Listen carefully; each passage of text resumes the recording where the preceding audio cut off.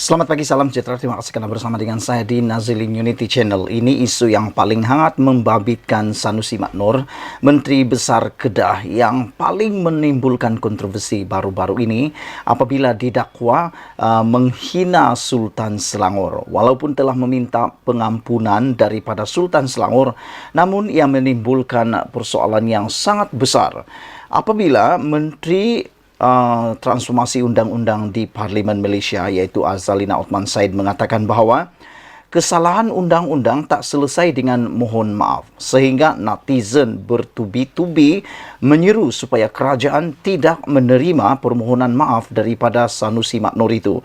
Mereka mengatakan bahawa kalau ini diteruskan, nanti akan ada yang akan jadi ikutan, iaitu yang disebut duluan atau ikutan. Nanti orang akan buat lagi dan akan hanya minta maaf, kata mereka. Mereka menuntut supaya kerajaan tidak hanya membiarkan isu itu diselesaikan dengan hanya memohon maaf. Mereka kata kalau rakyat biasa yang melakukan kesalahan tak tahulah apa yang terjadi, kata mereka. Mungkin rakyat itu telah pun direman, telah pun ditangkap, telah pun didakwa, kata mereka.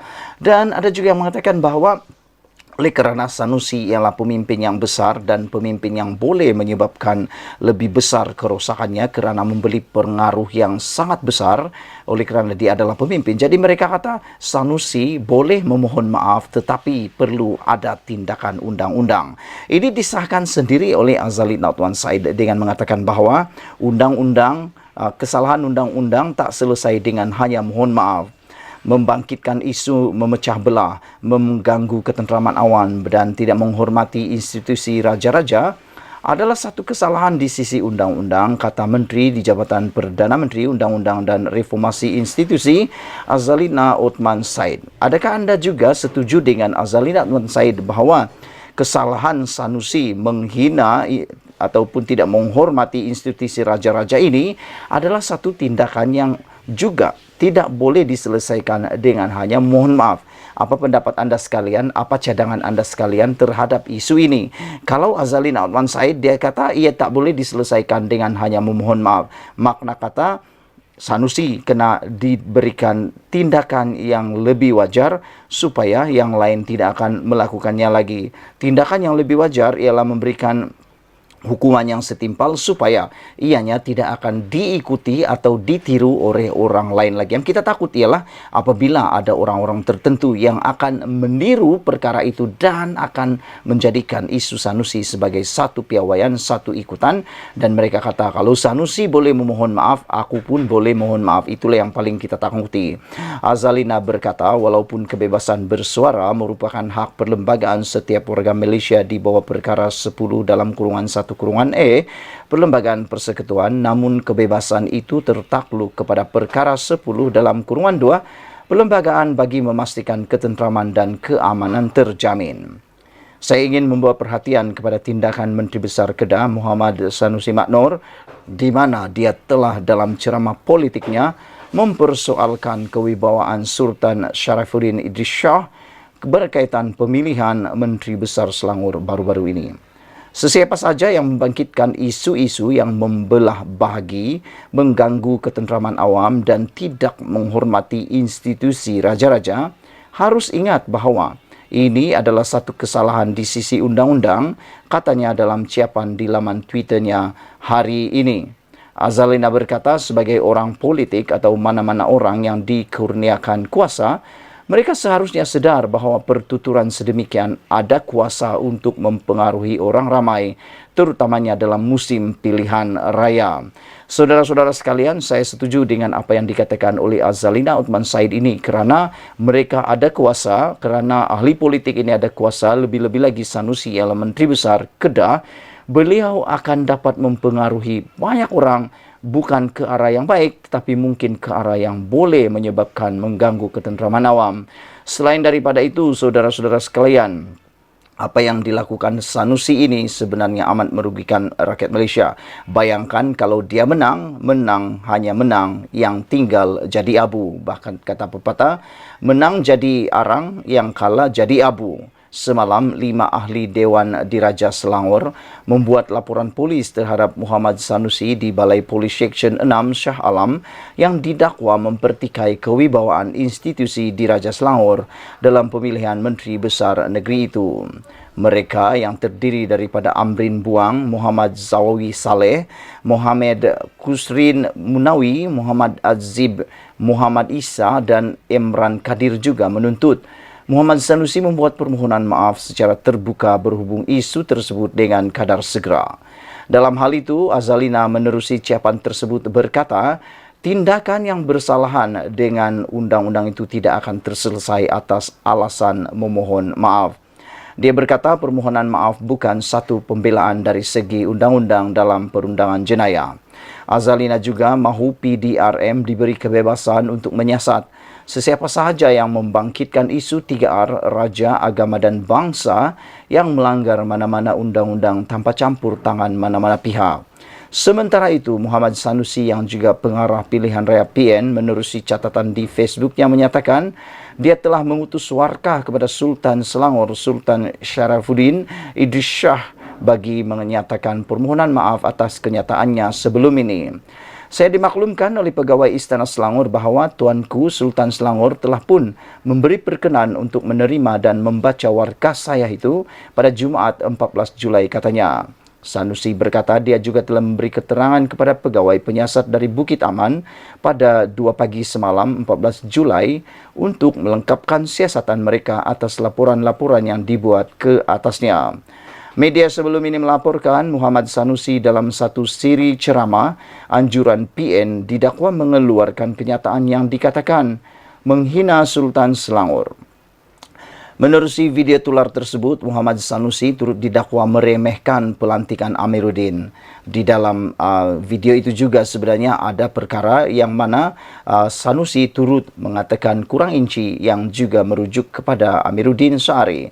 Perbuatan itu sebenarnya adalah body shaming ataupun memalukan bentuk tubuh seseorang. Perkara itu sebenarnya tidaklah amat bermoral. Ianya satu perbuatan yang jijik, yang tidak kita boleh terima apabila perbuatan memalukan, menghina tubuh seseorang yang sudah dikurniakan Tuhan. Itu satu perbuatan yang memang kita tolak dan kita tidak boleh terima sama sekali. Macamlah orang ini sempurna, macamlah kita ini sempurna. Tuhan mencipta kita seadanya dan itulah yang dikehendaki Tuhan dan kita tidak boleh menghina pemberian Tuhan itu. Karena apabila kita menghina pemberian Tuhan itu, sebenarnya kita juga seperti menghina kedaulatan Tuhan dan kekuatan Tuhan itu. Saudara-saudara sekalian, sebelum kita berpisah, sila tinggalkan komen Anda.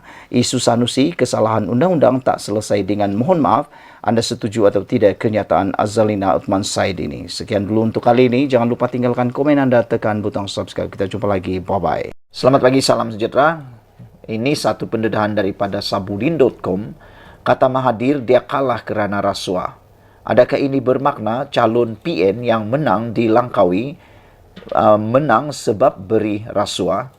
Agaknya disebabkan kekal terbelenggu oleh rasa kecewa dan masih gagal menerima hakikat kerana kalah sehingga hilang deposit di Parlimen Langkawi pada PRU 15 lalu.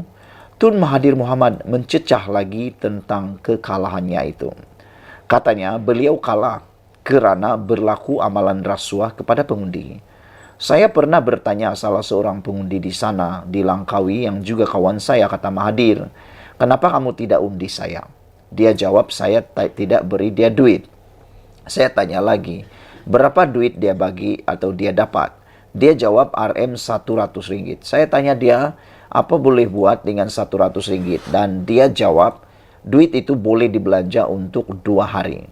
Pada pilihan raya lalu, saya hilang lebih 14.000 undi hanya kerana rasuah, kata Tun Mahathir. Mengulas lanjut, Tun Mahathir berkata, pengundi seharusnya lebih bertanggung jawab terhadap negara dan tidak tunduk kepada politik wang. Jangan buang undi sebab kamu dapat duit rasuah, nasihatnya kepada pengundi menjelang pilihan raya PRN. Berita mengenai Tun Mahathir itu ada di Malaysia kini. Kenapa Tun Mahathir lain kali cakap biar terang dan jangan dengan ayat yang tergantung? Mendakwa berlaku amalan rasuah kerana kalah memanglah mudah. Tetapi siapa yang memberi rasuah itu? Adakah ia dilakukan oleh calon PN atau calon PH dan BN? Ini menjadi persoalan besar kepada kita semua. Kita tidak tahu siapa yang dimaksudkan oleh Mahathir Mohamad. Siapa yang memberikan siapa yang memberikan rasuah yang didakwa oleh Mahathir ini? Sama ada calon Perikatan Nasional, calon Pakatan Harapan, atau calon Barisan Nasional. Kalau beliau boleh bertanya kepada pengundi Langkawi yang juga kawannya itu dikatakan menerima duit rasuah itu, kenapa tak tanya siapa yang jadi pemberi duit kepadanya? Tetapi dengan mendakwa beliau kalah kerana rasuah, tak secara langsung bermakna calon yang menanglah yang melakukan rasuah itu. Takkanlah calon PH dan BN yang sama-sama kalah seperti Tun Mahathir pun memberi rasuah juga. Dalam hal ini, kenapa Tun Mahathir tidak berani mengatakan secara terbuka calon PN yang menang di Langkawi, Muhammad Suhaimi Abdullah, telah memberi rasuah dan itu puncak kemenangannya?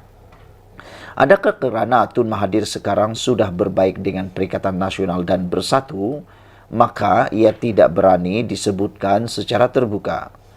Dengan main tuduh-tuduh rambang seperti ini, apa gunanya? Anda tinggalkan komen Anda tentang soalan itu. Para penonton sekalian, dengan main tuduh-tuduh rambang seperti ini, apa gunanya? Pada pendapat kita semua, dengan permainan tuduh-tuduh rambang seperti ini, bolehlah kita katakan tak boleh dipercayai apa yang dikatakan oleh Mahathir ini. Kerana siapapun boleh tuduh-tuduh rambang tanpa ada apa-apa bukti. Dengan kata lain, seperti menulis surat layang tanpa ada penulis ataupun pengakuan penulis. Dengan itu, surat layang tersebut dianggap tidak sah dan tidak boleh digunapakai. Apakah dengan mengaitkan kekalahannya dengan rasuah, ia bermakna semua calon pejuang yang hilang deposit di seluruh negara pada PRU15 juga disebabkan rasuah? Lagi pula, kenapa Tun Mahathir tidak membuat laporan polis atau meletakkan atau melakukan petisyen bantahan atas kekalahannya jika benar ada amalan rasuah berlaku? Kenapa terus bising dan mencecah tak habis-habis di media saja? Itu persoalan Sabudin yang saya juga soal sama-sama. Kenapa hanya bising dalam media saja dan tidak membuat laporan polis serta melakukan petisyen bantahan? Karena baru-baru ini kita tahu beberapa petisyen telah pun dilancarkan, antaranya di Putrajaya, di Marang dan Kuala Terengganu. Salah satu petisyen itu telah menang, yaitu di Kuala Terengganu. Kenapa Mahathir tak buat? Adakah itu menunjukkan Mahathir sebenarnya hanya main cacah-cacah saja dan tidak ada bukti, sebenarnya hanya mahu menyatakan kekecewaan semata-mata? Dan menjadi persoalan besar lagi ialah siapakah yang dituduh oleh Mahathir memberikan rasuah ini? Adakah daripada calon Perikatan Nasional atau calon Pakatan Harapan atau Barisan Nasional? Tapi kalau melihat pada keputusan pilihan raya ini, kalau dilihat ditambah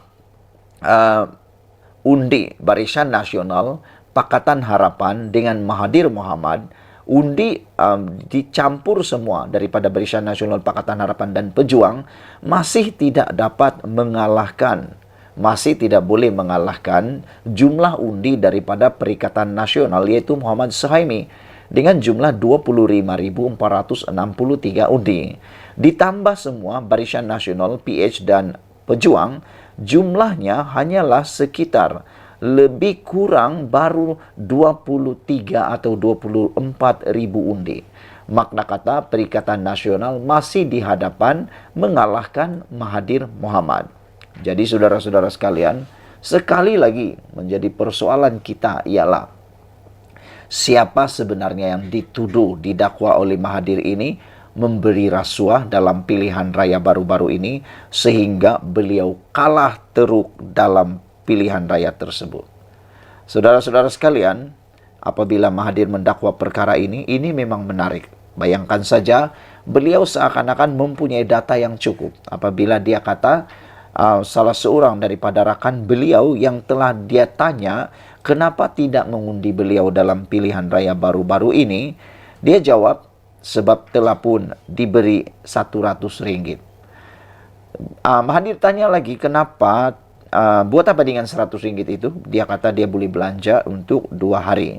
Pada pilihan raya lalu, saya hilang lebih 14.000 undi hanya kerana rasuah, kata Mahathir. Begitu yakinnya Mahathir bahawa dia kalah dalam pilihan raya itu kerana rasuah. Pada pendapat anda semua, apa sebabnya sebenarnya Mahathir kalah? Adakah kerana rasuah yang telah beliau nyatakan ini? Ataupun memang rakyat di Langkawi sudah kesian terhadap Mahathir yang sudah terlalu tua untuk dimenangkan, untuk mentadbir, untuk menang di parlimen tersebut. Mungkin ahli parlimen itu diberikan rehat oleh pengundi di parlimen itu bukan kerana rasuah, tapi untuk memberikan laluan kepada Mahathir untuk berehat sebenarnya. Mungkin itu sebabnya mereka tidak undi lagi Mahathir, supaya Mahathir ada masa untuk berehat menjelang di hari tua beliau ini. Sekian dulu untuk kali ini. Jangan lupa tinggalkan komen anda, apa pendapat anda tentang isu kali ini. Kita jumpa lagi. Malaysia kita punya, kita juga sama-sama cintai Malaysiaku. Bye-bye. Selamat pagi, salam sejahtera. Terima kasih karena bersama dengan saya di Nazilin Unity Channel. Pengakuan Mahathir ini paling luar biasa yang tak pernah kita dengar sepanjang saya memerhatikan politik di Malaysia ini dan juga mengulas tentang politik di Malaysia. Inilah kali pertama Mahathir buat pengakuan yang paling mengejutkan ini. Ada orang kata dengan pengakuan Mahathir ini, mereka kata Mahathir mungkin dah mula nyanyuk. Mereka kata mungkin dah mula terlalu tua untuk mengikuti politik di Malaysia ini. Apa pendapat kamu? Ini komen atau ini pengakuan Mahathir. Beliau kata Mahathir dakwa hilang deposit di Langkawi sebab rasuah. Kita tahu dalam PRU15 yang lalu, Mahathir telah pun kalah teruk di Parlimen Langkawi. Bahkan semua rakan-rakan Mahathir juga pun kalah teruk dalam pilihan raya tersebut sampai semuanya hilang deposit. Dengan pengakuan Mahathir ini, menjadi satu persoalan besar. Adakah ini satu pengakuan Mahathir bahawa beliau sebenarnya masih relevan dalam dunia politik? Apa pendapat kamu? Adakah ini pengakuan Mahathir secara tidak langsung bahawa kalau bukan rasuah dia akan menang? Jadi kalau begitu, ini juga satu pengakuan Mahathir, ada wujudnya rasuah. Mungkin ada wujudnya rasuah dalam pilihan raya melibatkan Parlimen Langkawi. Dr. Mahathir mendedahkan kekalahannya di kerusi Parlimen Langkawi pada PRU lalu adalah disebabkan amalan rasuah. Jadi dengan ini, seperti di Kuala Terengganu, keputusan pilihan raya telah pun dibatalkan, maka dengan itu, Mahathir sepatutnya bukan buat sidang media, bukan membuat pendedahan dalam sidang media tentang amalan rasuah ini. Dia patut membuat laporan kepada Suruhanjaya Pilihan Raya dengan segera. Apa tujuan Mahathir buat sidang media seperti ini? Ianya tidak ada makna langsung nak buat sidang media dengan nak buat petition. Petition itu berbeza. Buat sidang media dengan petition itu luar perbezaannya tak sama langsung. Dan adakah dengan tindakan pendakwaan ataupun tindakan pendedahan Mahathir ini akan membuatkan ahli parlimen di Langkawi itu akan menyaman Mahathir? Nah, baru-baru ini Mahathir dan Perikatan Nasional telah pun bersahabat melalui meja bulat, melalui proklamasi Melayu. Sekarang ini Mahathir mula menyerang pula ahli parlimen Perikatan Nasional yang menang di Parlimen Langkawi. Jadi di mana persefahaman antara Mahathir dengan kawan-kawan beliau yang sudah satu meja dalam proklamasi Melayu tersebut? Adakah ini akan menyinggung perasaan Muhyiddin kerana yang didakwa Mahathir ini adalah ahli parlimen dari Perikatan Nasional? Dan apabila Mahathir mendakwa ini, saya pernah bertanya salah seorang pengundi di sana, di Langkawi, kata Mahathir yang juga kawan saya, kenapa kamu tidak undi saya? Dia jawab, saya tidak beri dia duit. Oh, ini satu pendedahan yang patut Mahathir buat laporan dalam Suruhanjaya Pilihan Raya. Saya tanya lagi, berapa duit dia dapat, kata Mahathir. Dia jawab 100. Saya tanya dia, apa boleh buat dengan 100? Dan dia jawab, duit itu boleh dibelanja untuk 2 hari. Mahathir buat pendedahan ini memang luar biasa. Makna kata, ada bukti dari mulut Mahathir sendiri bahwa RM100 diberi kepada setiap pengundi di Langkawi. Dan Mahathir tanya, buat apa dengan RM100 itu? Dia kata boleh belanja untuk 2 hari. Pada pilihan raya lalu, saya hilang lebih 14.000 undi hanya kerana rasuah. Kata Tun Mahathir lagi. Sejak akhir-akhir ini, Tun Mahathir banyak membuat dakwaan yang macam tiada bukti. Kalau betullah ada orang yang beri rasuah RM100 seorang kepada pengundi di Langkawi dan menyebabkan Mahathir kalah disebabkan rasuah, maka cepat-cepatlah Mahathir buat laporan. Buat laporan di SPRM, buat juga laporan di SPR Suruhanjaya Pilihan Raya. Jangan buat sekadar sidang media di dalam utusan online ini. Saudara-saudara sekalian, bekas Perdana Menteri sebanyak 2 kali itu ditemui selepas menyempurnakan Majlis Penutup Program Kepimpinan Perusahaan Kecil dan Sederhana di Yayasan Kepimpinan Perdana di Putrajaya. Mengulas lanjut, Mahathir berkata, pengundi seharusnya lebih bertanggung jawab terhadap negara dan tidak tunduk kepada politik uang. Yang ini saya setuju. Saya setuju dengan kenyataan Tun Mahathir bahwa pengundi harus bertanggung jawab terhadap negara dan tidak tunduk kepada politik uang. Kalau pada pendapat saya, politik uang dalam pilihan raya adalah perbuatan yang jijik dan memalukan. Kerana rakyat mengundi mereka bukan karena suka, tapi karena terpengaruh dengan uang. Rakyat pula sepatutnya lebih bertanggung jawab dan bijaksana macam yang didakwa oleh Mahathir. Kerana duit RM100 itu hanya boleh belanja 2 hari. Betul lah yang dikatakan oleh rakyat tersebut yang memberitahu kepada Mahathir. RM100 itu kadang-kadang tak sampai 2 hari pun. 1 hari boleh habis. Lepas 1 hari, habislah begitu saja. Jadi, Anda akan menerima pemimpin yang mungkin bukan terbaik selama 5 tahun. Habis RM100, kesannya selama 5 tahun. Anda akan merana selama 5 tahun, mungkin karena pemimpin itu tidak bertanggung jawab. Jadi jangan karena RM100 Anda tersilap pilih, tersilap undi. Dalam PR yang akan datang ini, rakan-rakan semua yang masih muda, yang belum pernah mengundi, yang muda-muda lagi, jangan karena RM100, jangan karena RM200, jangan karena pemberian uang macam yang Mahathir kata, Anda terbeli begitu saja. Murahnya undi Anda. Saudara-saudara sekalian, bekas Perdana Menteri sebanyak 2 kali itu juga mengulas, jangan buang undi sebab kamu dapat duit atau rasuah. Nasihatnya kepada pengundi menjelang PRN pada 12 Ogos nanti.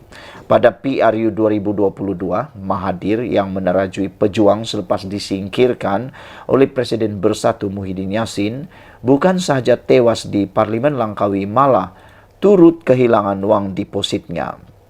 Dia sekadar meraih undi sebanyak 4.566 undi.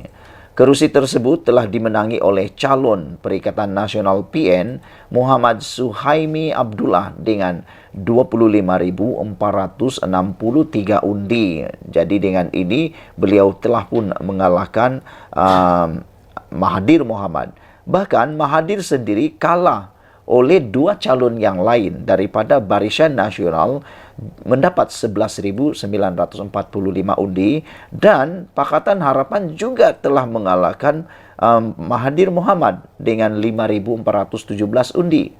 Makna kata Mahathir ni, kalau kata dia kalah oleh rasuah, boleh jadi persoalan. Kerana Mahathir bukan dikalahkan oleh hanya 1 orang calon daripada Perikatan Nasional, tetapi Mahathir turut kalah daripada Barisan Nasional juga Pakatan Harapan. Tapi ialah, saya setuju dengan satu perkara yang Mahathir kata ini, yaitu kita sebagai pengundi haruslah bertanggung jawab dan jangan buang undi sebab dapat duit rasuah. Itu nasihat Mahathir kepada pengundi. Saudara-saudara sekalian, sebelum ini Mahathir mendapat 18,000 undi pada tahun 2018. 2013 Mahathir tidak bertanding di kawasan Langkawi, dimenangi oleh Parti UMNO dengan 21,407 undi. Saudara-saudara sekalian, itulah keputusan terkini daripada kita semua yang mengejutkan kita apabila Mahathir buat dakwaan. Dia kalah, hilang deposit di Langkawi sebab ada rasuah. Kita jumpa lagi, bye-bye. Selamat pagi, salam sejahtera. Terima kasih kerana menonton channel Nazilin Unity. Ini keputusan terkini daripada mahkamah berkaitan dengan akaun Bersatu yang telah pun disita oleh SPRM. Wah, ini yang kita tunggu-tunggu. Saudara-saudara sekalian, pilihan raya yang mendatang ini memerlukan keuangan yang paling banyak. Tapi dengan adanya penyitaan uang Bersatu ini, menjadi tanda tanya kita. Adakah Perikatan Nasional atau Bersatu masih mempunyai dana uang untuk membiayai belanja pilihan raya? Kerana uang di dalam akaun Bersatu itu mempunyai nilai yang banyak. Bukan 2-3 ringgit, bukan 1-2 ribu, bukan 100 ribu, bukan 200 ribu. Tapi banyak uang diperlukan dalam pilihan raya. Uang itu bukan saja untuk membiayai perjalanan, tetapi perkara-perkara logistik seperti bendera dan sebagainya. Adakah dengan keputusan menyita ini belum lagi dibuka atau dibebaskan, akaun Bersatu itu akan menyebabkan Bersatu akan jadi miskin dalam pilihan raya kali ini, dan ianya akan memberikan natijah kesan yang besar kepada Parti Bersatu. Mahkamah Tinggi di Kuala Lumpur hari ini menetapkan 7 September untuk mendengar permohonan kebenaran semakan kehakiman yang difailkan Bersatu bagi mencabar penyitaan 2 akaun bank parti itu oleh SPRM. Lihat, ianya hanya akan didengar pada 7 September. Keputusan mahkamah adalah muktamad dan tidak akan dapat dipersoalkan lagi. Jadi saudara-saudara sekalian, hanya pada 7 September baru didengar. Itu belum lagi ceritanya keputusan sama ada akaun tersebut sudah dibuka atau tidak. Adakah dengan ini Parti Bersatu akan buka Tin Melo, akan membuat derma Tin Melo seperti yang pernah diwar-warkan oleh Parti Rakan Bersatu? Mereka mengatakan bahawa duit dana pilihan raya mereka datang daripada Tin Milo. Saya fikir mungkin juga betul, tapi mungkin juga tak betul.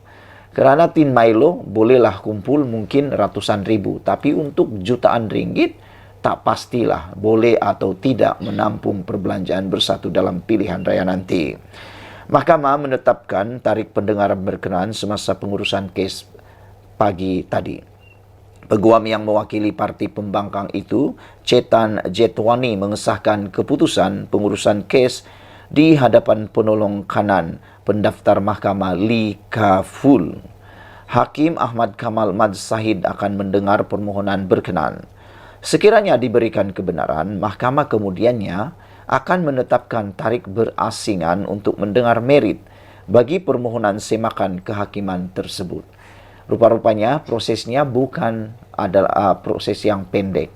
Rupa-rupanya prosesnya bukan proses yang macam petik jari telah selesai. Ianya mengambil masa yang sangat lama dan sangat panjang. Ahmad Kamal juga sebelum ini membenarkan Parti Pembangkang meneruskan cabaran undang-undang berasingan untuk membatalkan pembekuan akaun bank parti itu oleh SPRM. Bersatu mengambil tindakan undang-undang berhubung tindakan SPRM membekukan serta merampas akaun bank parti itu di Mahkamah Sivil. Mahkamah Sivil juga mengarahkan pihak-pihak berkaitan menyediakan afidavit berhubung semakan kehakiman itu sehingga 7 September. Pada 20 April lalu, SPRM merampas akaun Bersatu yang sebelum itu dibekukan. Agensi anti rasuah itu menjelaskan akaun tersebut disita pada 11 April selepas mengemukakan perintah mengikut Seksyen 50 Akta Pencegahan Pengubahan Wang Haram, pencegahan pembiayaan keganasan dan hasil daripada aktiviti haram. Kenyataan itu dikeluarkan sebagai respon kepada laporan The Edge bertajuk Bersatu Ask MACC why two accounts still frozen after 90 days. Bersatu minta penjelasan SPRM mengapa dua akaun masih dibekukan selepas 90 hari. Sebelum ini, akaun-akaun terbabit dibekukan pada 12 dan 13 Januari 2023 mengikut Section 44 AMLA TFPUAA 2001 bagi membantu siasatan terhadap wang yang disyaki daripada hasil haram. Susulan itu, SPRM telah melaksanakan tindakan sitaan tersebut pada 11 April 2023 berhubung siasatan dan pertuduhan terhadap Presiden Parti Pribumi Bersatu Malaysia Tan Sri Datu Haji Muhyiddin bin Mat Yassin di bawah Akta Suruhanjaya Pencegahan Rasuah 2009 dan AMLAT FPUAA 2001, kata agensi itu. Bersatu berkata, perintah rampasan itu meragukan dan telah diundurkan pada 11 April sedangkan pengumuman oleh SPRM dibuat pada 20 April. Justru agensi itu didakwa enggan melaksanakan perintah rampasan sehingga hari ini. Pada 20 Mac lalu, Muhyiddin mengaku tidak bersalah terhadap 4 pertuduhan penyalahgunaan kuasa dan 2 pertuduhan penggubahan wang haram yang melibatkan RM 232.5 juta.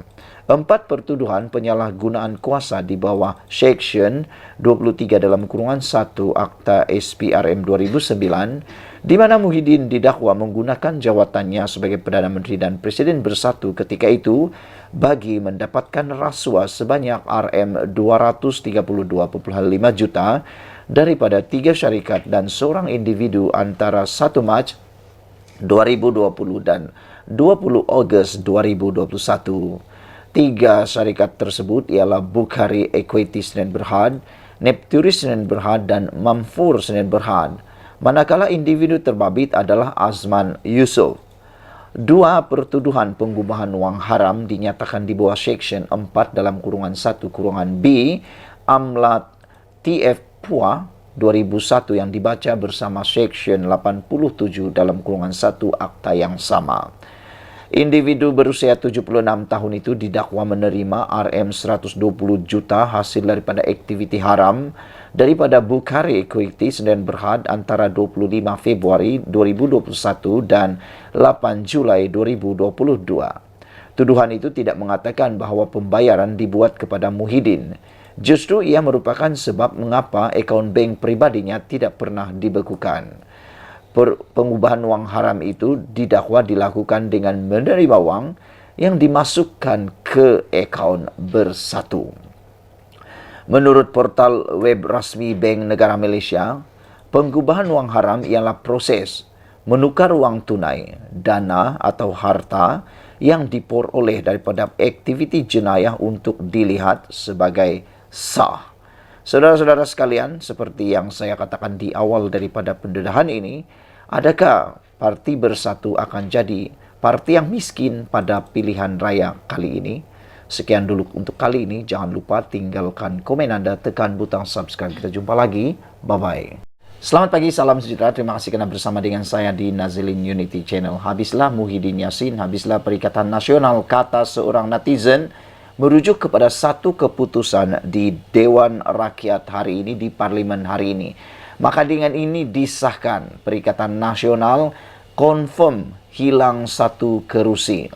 Satu orang ahli parlimen bolehlah dikata dengan tanda petik dipecat daripada Dewan Rakyat gara-gara perbuatan salah laku dalam pilihan raya baru-baru ini. Sebelum kita teruskan ulasan kali ini, jangan lupa tinggalkan komen Anda, tekan butang subscribe.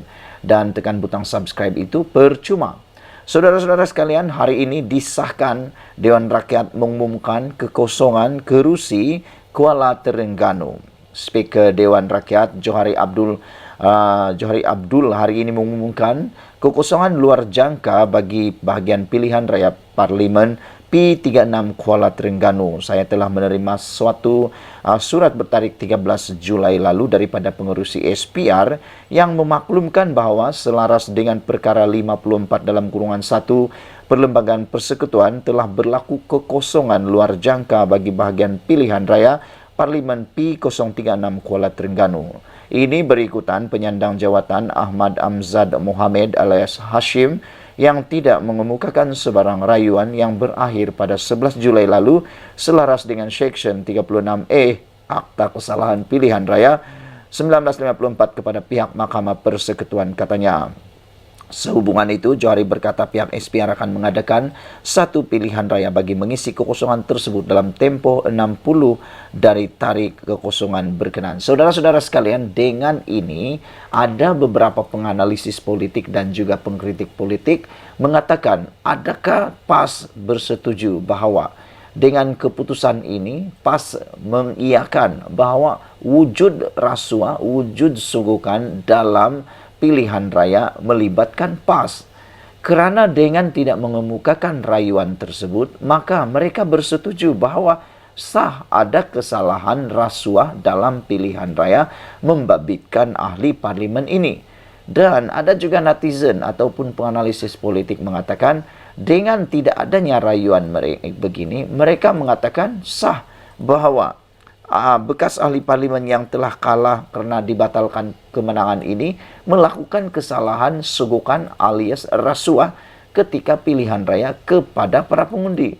Mereka bertanya, adakah ini adalah kesalahan yang patut diambil kira sebagai kesalahan biasa oleh SPRM dan SPRM turut perlu mengambil tindakan yang sama. Kata mereka, kalau tidak nanti akan berulang lagi perbuatan merasuah pengundi sehingga perkara ini akan berlaku lagi. Jadi saudara-saudara sekalian, ada yang mengatakan bahwa ahli parlimen yang telah pun didapati bersalah ini dan tidak pula merayu, perlulah diharamkan penyertaan beliau seumur hidup di dalam pilihan raya dan tidak lagi dicalonkan semula dalam pilihan raya, kata mereka. Apa pendapat Anda semua tentang pendapat netizen tersebut? Adakah Anda juga sependapat dengan mereka? Kalau saya setuju. Saya setuju sesiapapun, tidak kiralah apakah parti politiknya dari kerajaan atau pembangkang, kalau didapati bersalah dan mengaku pula secara tidak langsung mengaku pula bahwa memang wujud rasuah dalam pilihan raya tersebut, sugukan dalam pilihan raya tersebut, perlulah ahli parlimen itu atau calon tersebut diharamkan seumur hidup untuk bertanding dalam mana-mana pilihan raya lagi. Ini sebagai hukuman yang paling terbaik untuk beliau. Lagi pula, perbuatan rasuah itu tidak kiralah apa niatnya, di bahagian manakah, apa caranya. Kalau ia rasuah, ia tetap rasuah. Tidak ada kata rasuah itu hendak niatnya nak buat ini, nak bantu itu dan sebagainya. Kalau dia sudah diistiharkan salah, diambil tindakan dan dimuktamadkan oleh mahkamah bahwa itu ialah rasuah dan sugukan, maka ia tetap salah. Jadi saya setuju kalau ahli parlimen yang telah didapati bersalah itu diharamkan penyertaan dalam pilihan raya seumur hidup. Biar orang lain yang bersih yang ambil peluang menjadi calon dalam pilihan raya. Pada 27 Jun lalu, Mahkamah Pilihan Raya Terengganu membatalkan kemenangan Ahmad Amzad mewakili PAS. Keputusan dibuat Hakim Muhammad Firuz selepas pihak pempetition, yaitu calon Barisan Nasional Muhammad Zubir Embong, berjaya membuktikan wujudnya unsur rasuah ketika kempen PRU15. Hakim berkata, walaupun pempetition tidak dikemukakan sebagai saksi, bukti-bukti lain mencukupi untuk mengisytiharkan kerusi bagi Parlimen Keluar Terengganu terbatal dan tidak sah mengikut Seksyen 36 Akta Kesalahan Pilihan Raya. Bagaimanapun, mahkamah membenarkan penangguhan keputusan selama 14 hari bagi membolehkan responden membuat rayuan dan pemfailan permohonan rasmi penggantungannya sebagai ahli Parlimen Kuala Terengganu. Namun, Setiausaha Agung PAS Taqiyuddin Hassan berkata, mereka memutuskan untuk tidak merayu atas keputusan mahkamah itu atas pertimbangan memikirkan nasib rakyat. Saya sampai sekarang tidak dapat connect di mana perkara yang dapat pertimbangan memikirkan rakyat dengan tidak merayu tersebut. Kalau difikir-fikirkan, kalau memikirkan nasib rakyat, maka haruslah ada tindakan rayuan. Dengan tidak ada tindakan rayuan ini, secara tidak langsungnya menunjukkan bahawa seakan-akan mereka setuju bahawa ada rasuah. Memang ada rasuah. Katanya jika rayuan dikemukakan, masa yang lama sehingga 6 bulan diperlukan untuk diselesaikan pula di peringkat Mahkamah Persekutuan. Sepanjang tempoh itu katanya rakyat di Kuala Terengganu mungkin terabai apabila tiada ahli parlimen yang mewakili mereka. Ini kata Hamzah Zainuddin atau Taqiyuddin Hasan, maafkan saya, oleh Taqiyuddin Hasan. Tambah Taqiyuddin, PAS juga berpendapat berdasarkan keputusan mahkamah pada 27 Jun lalu, tidak ada halangan untuk calon yang sama untuk bertanding sekali lagi di kawasan itu. Katanya, hakim hanya membatalkan kemenangan PAS namun tidak melibatkan calon terbabit. Justru katanya, PAS tidak ada masalah untuk menghadapi pilihan raya kecil Kuala Terengganu dan berkemungkinan besar Ahmad Amzad akan kekal sebagai calon di situ. Taqiyuddin juga yakin mereka tidak bermasalah untuk mengekalkan kerusi tersebut berdasarkan kepada jumlah undi yang tidak banyak diterima Ahmad Amzad pada 19 November tahun lalu. Untuk rekod, dalam PRU lalu, Ahmad Amzad mengalahkan 3 calon lain dengan meninggalkan pencabar terdekatnya Muhammad Zubir Ombong dengan perbezaan 40.907 undi. Muhammad Zubir memperoleh 22.109 undi, manakala Ahmad Amzad pula 63.016 undi. Jadi inilah yang diyakini oleh Taqiyuddin bahawa Ahmad Amzad akan menang lagi. Sekian dulu untuk kali ini. Jangan lupa tinggalkan komen Anda, tekan butang subscribe. Kita jumpa lagi. Bye-bye.